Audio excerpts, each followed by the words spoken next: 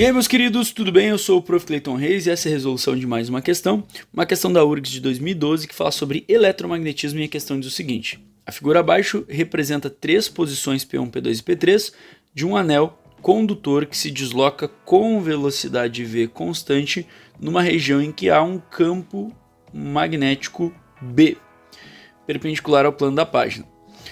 Com base nesses dados, é correto afirmar que uma corrente elétrica induzida no anel surge. Então, queremos descobrir qual a situação em que há uma corrente elétrica induzida nesse anel. Bom, vamos entender o seguinte: do que se trata essa questão? Primeiro que a questão está falando de uma coisa chamada terceiro fenômeno do eletromagnetismo, né? São três fenômenos e essa seria o terceiro. O terceiro fenômeno ele diz o seguinte, resumidamente, né? Ele fala que se ocorrer uma variação do fluxo magnético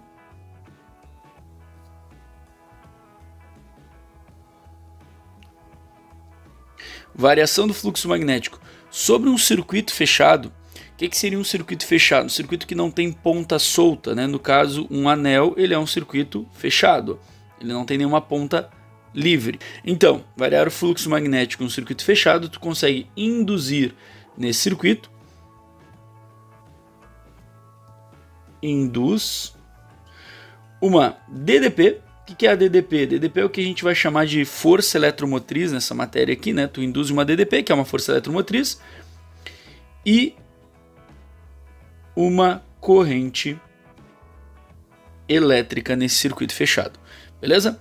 Temos até uma equação para definir isso aí, só que eu quero falar da variação do fluxo. Como é que eu sei quando que eu estou variando o fluxo? Vamos lembrar o seguinte: ó. O fluxo ele é determinado pela quantidade de campo que passa pela espira, ele é determinado pela área da espira e ele é determinado pelo ângulo entre o vetor campo e essa área.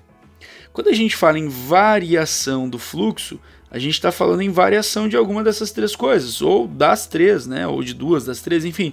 Mas a gente está falando em variar esses três itens aqui. Essa é a ideia de variação de fluxo. Ou seja, se eu tiver a variação ou do campo magnético, ou da área, ou do ângulo entre esses três, eu vou ter a criação de uma corrente elétrica, que é o que a gente está procurando aqui nessa situação. Variação da corrente elétrica. O que a gente já sabe? Nessa região a gente tem um campo magnético B, seria mais ou menos aqui, ó, a região desse campo magnético, tá? Esse campo, bem nesse retângulo aqui que eu estou desenhando, esse campo ele é perpendicular ao plano da página, só para a gente entender a figura, né? Entrando nessa página. Como é que a gente sabe que está entrando? Pelos X que a gente vê aqui, ó, esse X representa que o vetor está entrando no plano da página. Se a gente estivesse vendo essa situação de lado, é que a gente está vendo de cima, né? A nossa visão é de cima. Mas se a gente estivesse vendo do lado, imagina o seguinte, ó. Imagina que aqui a gente tem então a superfície. O anel que a gente vê na figura, ele seria, por exemplo, isso aqui, ó. Vou fazer bem pequenininho aqui para a gente imaginar a situação. Imagina que isso aqui é o anel. Esse anel está indo nessa direção e o campo que está sendo desenhado ali, ele está entrando nessa mesa, nessa superfície que a gente está imaginando aqui. A visão que a gente está tendo de cima, então isso aqui que eu fiz de vermelho seria o campo, né? O campo magnético. A visão que a gente está tendo de cima seria uma visão daqui, ó. Então imagina que aqui é o nosso olho, a gente está analisando a situação de cima, vendo então esse campo entrando e olhando o anel ali de cima. O que a gente tem que entender nessa situação? O campo ele não vai variar, tá? E pela forma como está distribuído o campo, ele é uniforme, né? Já que a distância entre as linhas de indução são distâncias mais ou menos padrão. Então o campo ele é constante. A gente sabe que o campo ele não vai variar. Isso aqui, ó, vou botar aqui, CT é a abreviação de constante. O ângulo entre o anel e o campo é o mesmo, né? Se a gente olhar aqui, o ângulo vai ser sempre de 90 graus. Então esse cosseno, ele também não vai mudar. Esse cosseno também é constante em toda a situação. Mas o que vai mudar? À medida que esse disco ele vai entrando ou saindo dessa zona, a área dentro dessa zona vai mudando, né? Vamos entender o seguinte, ó. Se a gente pegar a situação 1, o que a gente tem? Ó? A área que está dentro do campo seria essa área aqui, ó.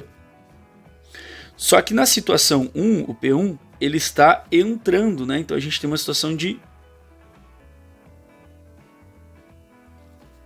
disco, né? De anel entrando nessa zona. O que a gente pode entender? Na situação número 1,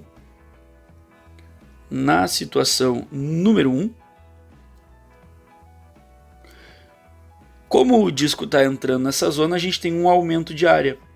Se nós temos um aumento de área, o fluxo magnético ele também está aumentando. Então a gente está tendo uma variação de fluxo magnético.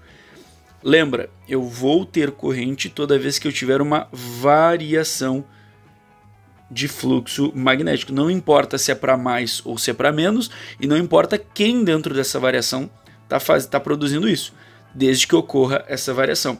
Então nessa situação eu vou ter a indução de uma corrente. Número 1, ok. Agora, a número 3, o que a gente tem na número 3? A zona que está dentro, a área que está dentro dessa zona é essa área aqui. E como ele está indo para lá, ele está saindo. Beleza? Qual é a ideia então? Na situação número 3, nós temos uma área diminuindo agora. Como ele está saindo, a área dentro dessa região está diminuindo, logo o meu fluxo magnético nessa região vai diminuir também. O fluxo magnético na espira vai diminuir, né? No anel vai diminuir. Mas não importa, né? Se aumentar ou diminuir o fluxo, isso gera corrente. Então, na número 3, nós também temos a indução de corrente. Tá, e na número 2?